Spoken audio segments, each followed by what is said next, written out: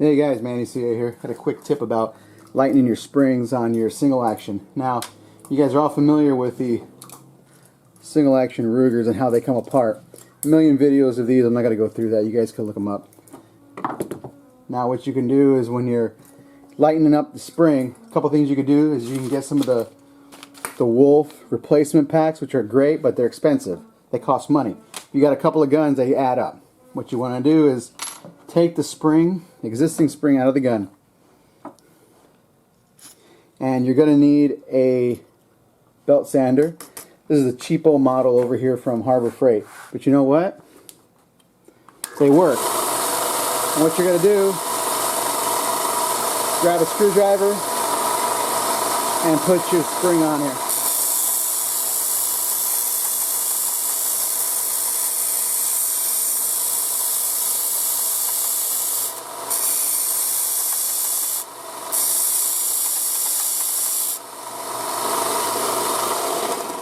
And what you're doing is effectively thinning the spring. Now you can clip the springs, but again, when you clip the spring, you're talking shorter radius, shorter area. You want to make sure that the lock time, the time that the hammer takes from going down and hitting your primer, is you get the full length of travel. And by doing it this way, you ensure even ignition. And you know what? These things are cheaper than the spring kits, the stock ones, than the kits you get from Wolf. So now what you would do is you would do that, put it in the gun, test it out, see how you like it. But this really works. And then also, if you've got a buffer wheel for this thing, you want to use that to buff after.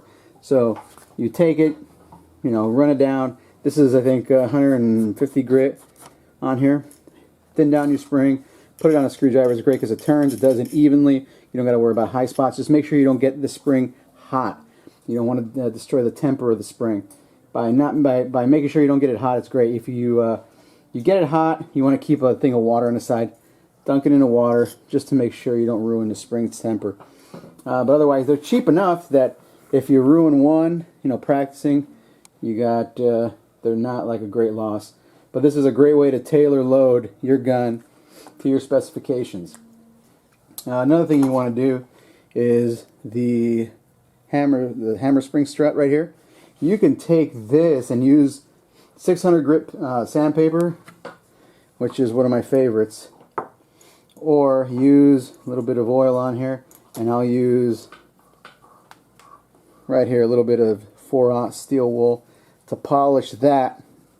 And what that'll do is ensure you've got good travel, easy travel of the spring up and down this hammer strut.